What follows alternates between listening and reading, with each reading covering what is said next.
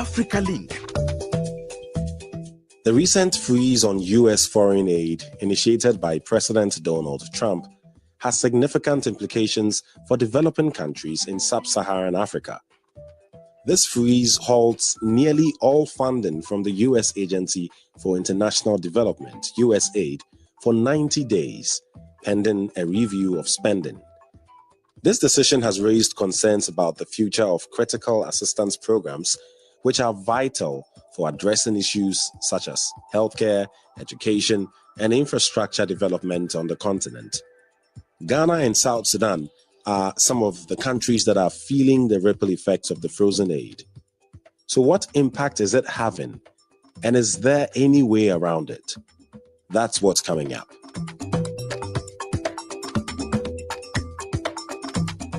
I am Eddy Micah Jr., and you are welcome to Africa Link, the podcast connecting you to the stories that matter. Africa Link, every weekday here on DW.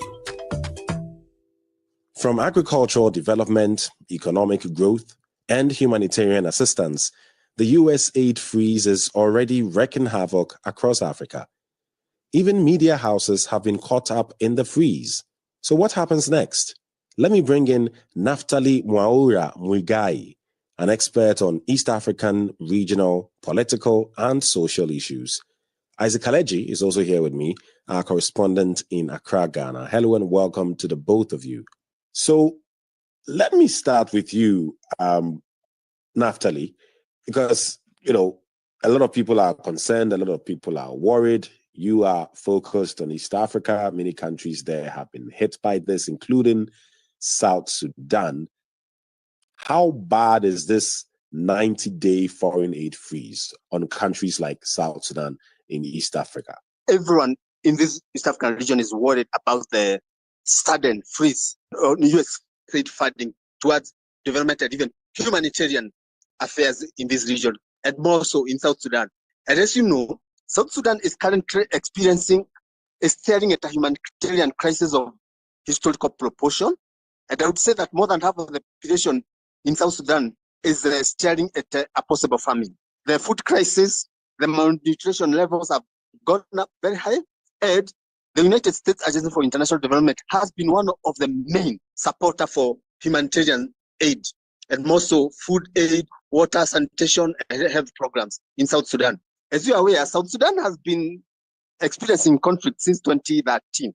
That's almost 12 years now. There's a very huge population of internally displaced persons within camps in South Sudan and even in neighboring countries. So I would say that the freeze is likely to cause or to trigger untold human suffering to the already vulnerable women, children, and the elderly in South Sudan. It sounds very dark, the situation you're describing.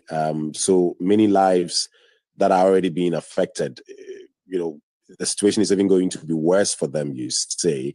But also we're talking about media houses that have been supported by US aid funding. Tell me about that and how somehow they've also been hit by this 90-day freeze on foreign aid. You are very correct on that. Actually, the United States Agency for International Development is not just engaged in humanitarian development support. It's also involved in democracy promotion, using its resources to empower, to capacitate free and independent media in South Sudan. The free and independent media in South Sudan has been pivotal in democracy promotion, entrenching the rule of law, promoting cohesion and intercommunal relations. So when funding towards free and independent media in South Sudan is cut off, of course, that's going to have a bearing on the rule of law, democracy. South Sudan is the world's youngest republic. It requires a lot of support.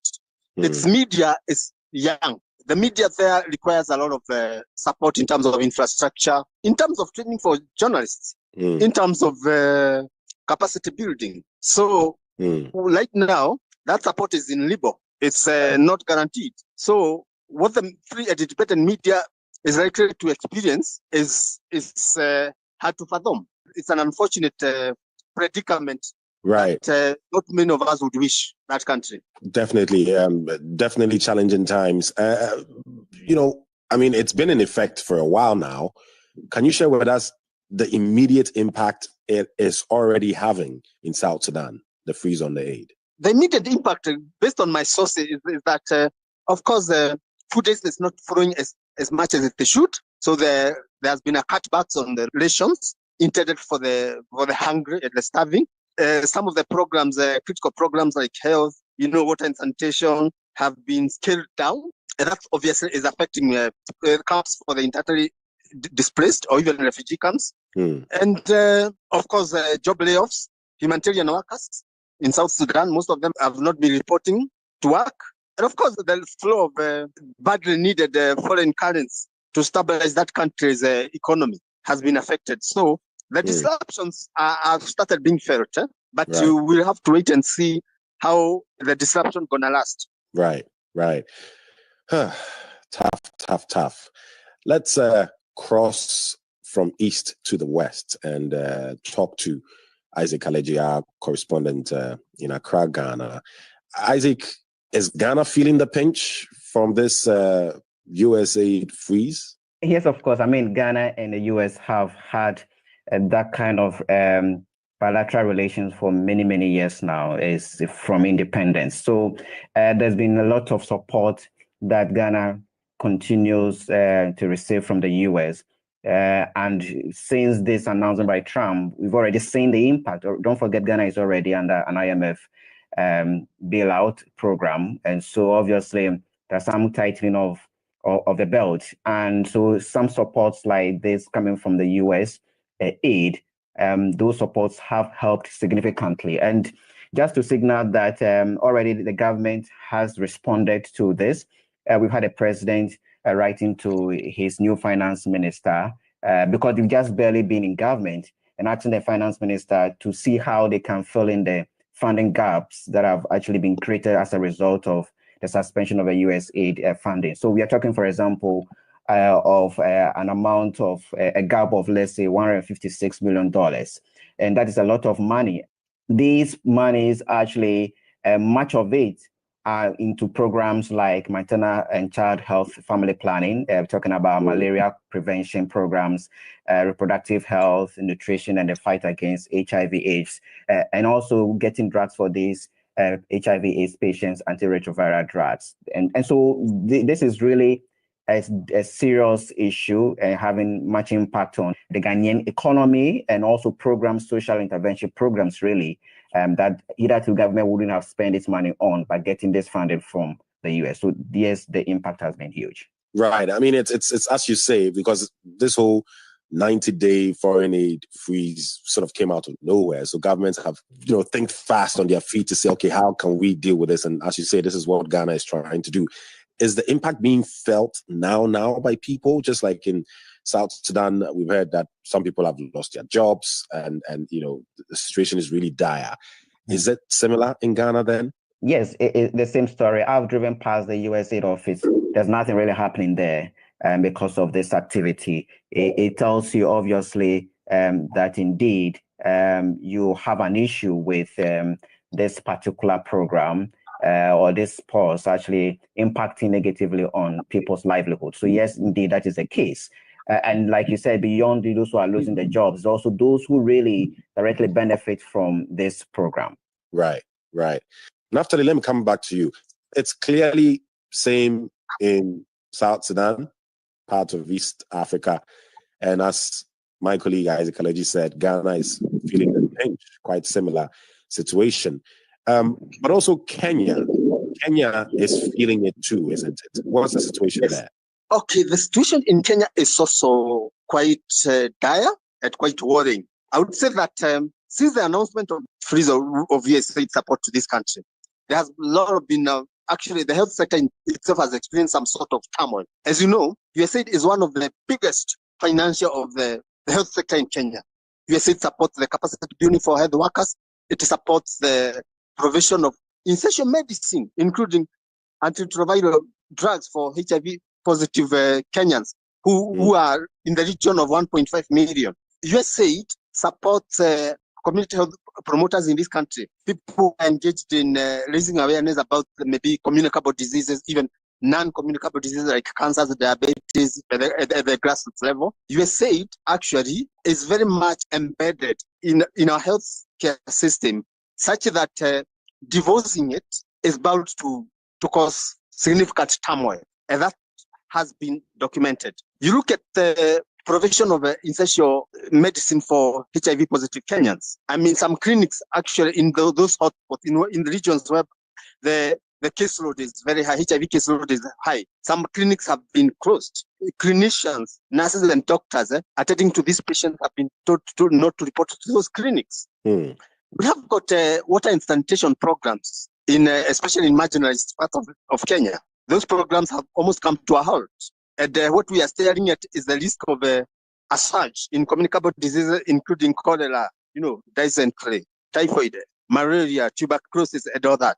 So the situation is dire, and some government officials have been trying to give us some assurance, like saying that we have enough stockpiles of antiretroviral drugs to last like the next 6 months. So the HIV positive individuals should not have a cause to worry. And because also there's the health aspect, but there's also economic consequences that might arise from this temporary halt in foreign aid. Can you share some of those with us?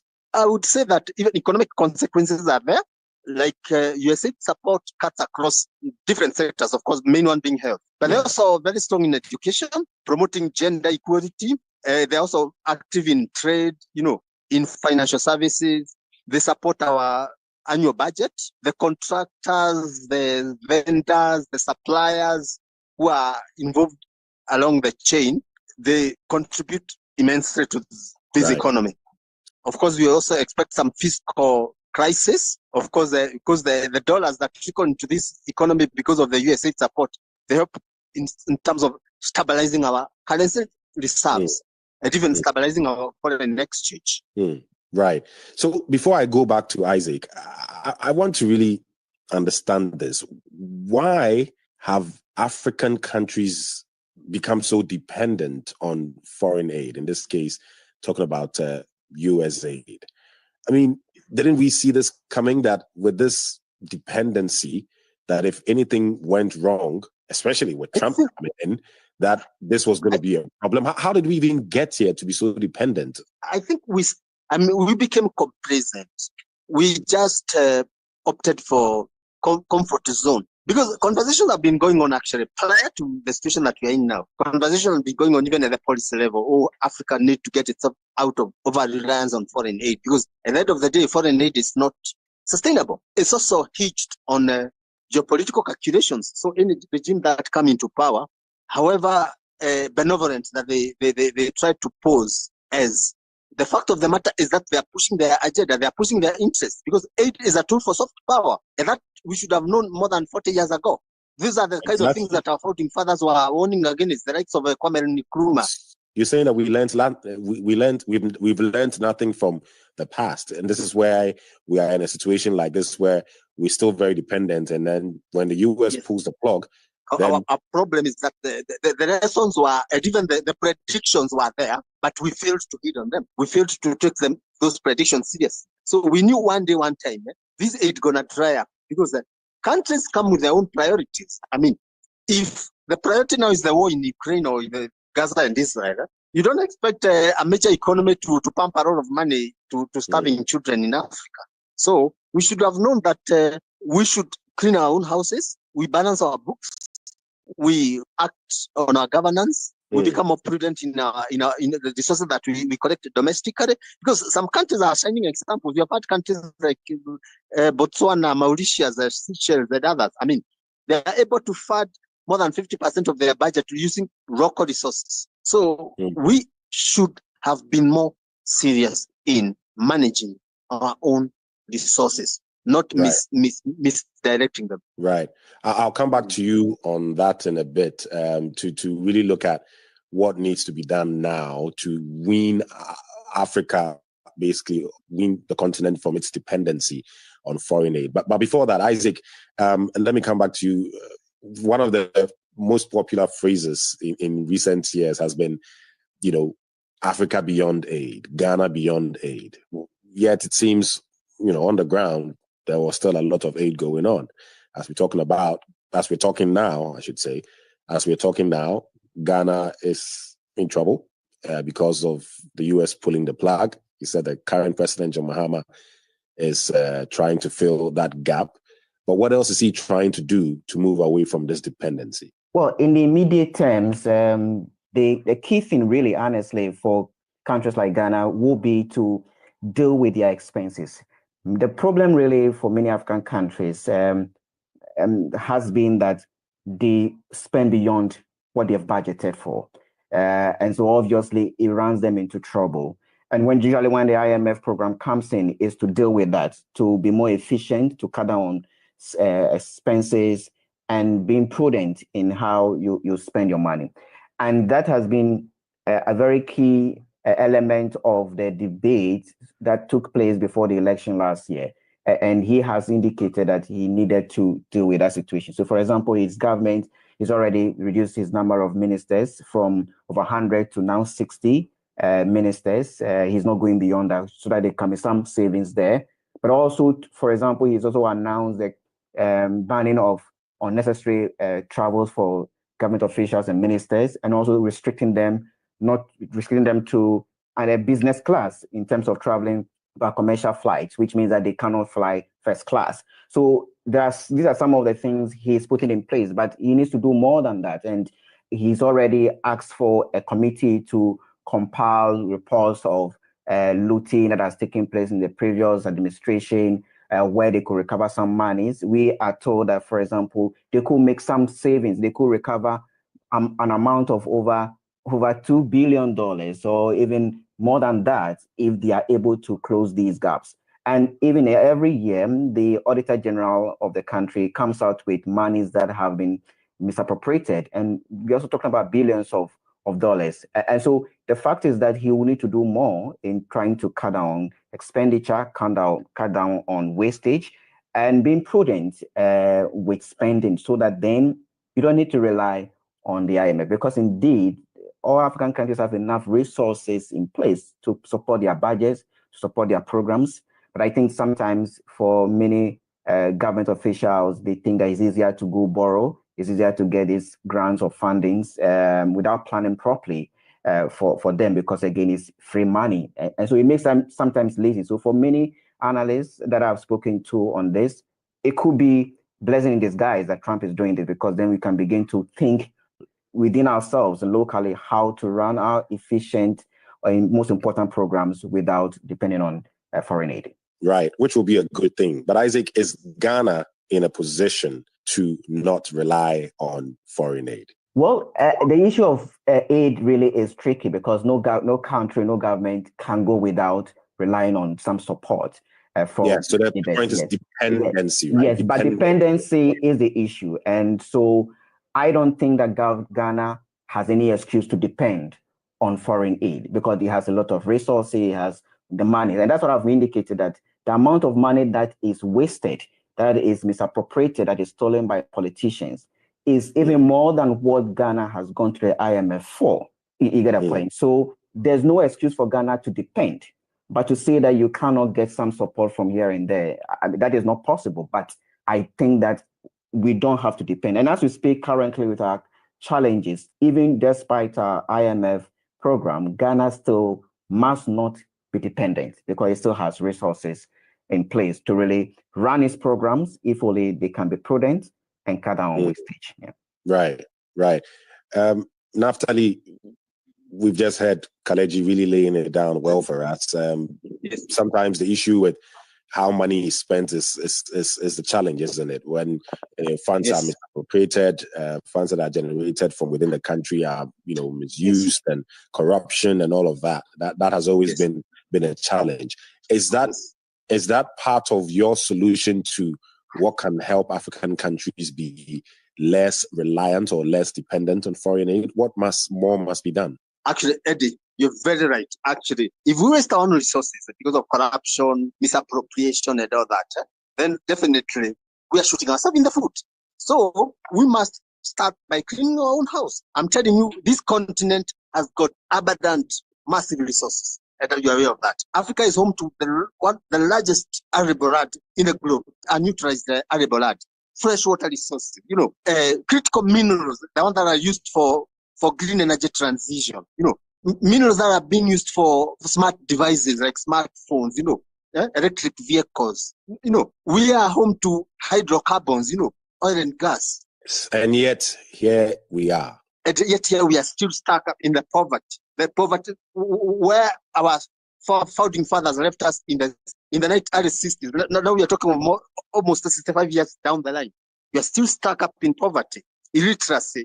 Access to healthcare is still a mirage for a huge population in this continent. The largest portion of malnourished children are found in Africa. I mean, that's a blot on our collective integrity. I mean, we cannot proudly say that we belong to the community of nations when our people can't feed themselves, can't go to hospital, when our children can't go to school. I mean, so we must start by managing what we have in a prudent manner. I mean, we can talk about fossil fuels. We can talk about arable land. We can talk about water resources. We can talk about our forest. We can talk about our wildlife. We can talk about our tourism. I mean, massive potential in all those sectors. I mean, manufacturing is also slowly taking off. I mean, we aren't where we should be, but we are supposed to be sort of a manufacturing powerhouse because we are the source of raw materials. We are supposed to be adding value to our agricultural produce to make them more competitive in the international market. On paper, it's clear what needs to be done. Yes. But it is not done. Yes. Why? Because of poor leadership. I mean, that's the elephant in the room. The vision is there. Policies have been developed. I've attended so many international meetings. I mean, I've gone to one AU summit after another. We have one of the brightest brains. I mean, African diaspora is contributing a lot in the major economies, in the G7. If we were to incentivize them to come back home and work here, our investment bankers, our accountants, our scientists, our doctors, our engineers, our software developers who are working in Silicon Valley in the US, our nurses who are working in the public health care system in the UK. If we were to incentivize them to come back here, they would help us a lot in terms of leapfrogging us to the next level, especially to make us reach the middle income status. Not to cut you, because I'm trying to pull in something that you said earlier, because you have suggested that some countries have, tried to be on the right path, talking about Seychelles, an African country like Seychelles. Mauritius. What is a country like Seychelles, Mauritius, and others that you feel are on the right track? What have they done differently than, many countries in West and East Africa? It all boils down on what we call forward-looking leadership. Call it progressive leadership. Our politics must be right. We must stabilize our countries. I mean, if the politics are chaotic, it doesn't matter how many investment bankers that you have trained, or how many civil engineers or even software developers that you have trained, because they will all run away if the country is in chaos. Oh boy, oh boy, oh boy. Thank you very much, Naftali. Isaac Kaledzi, you have the final words. You've talked about the Ghana side of things and what the current leader is doing and what overall needs to be done. Let's wrap it up with you. Yeah, I think generally Africa must have good leadership. And I think sometimes it appears the African leaders are the ones who rather benefit when there's chaos, when there's corruption, when there's misgovernance, because then they benefit from that. They divert people's attention and they just loot and just deliver bad governance. Isaac Kaledzi, DW correspondent in Accra, Ghana. Thank you very much for your insights. Naftali Mwaura Muigai, an expert on East African, regional, political, and social issues. Thank you very much also for your input. Get the stories that are shaping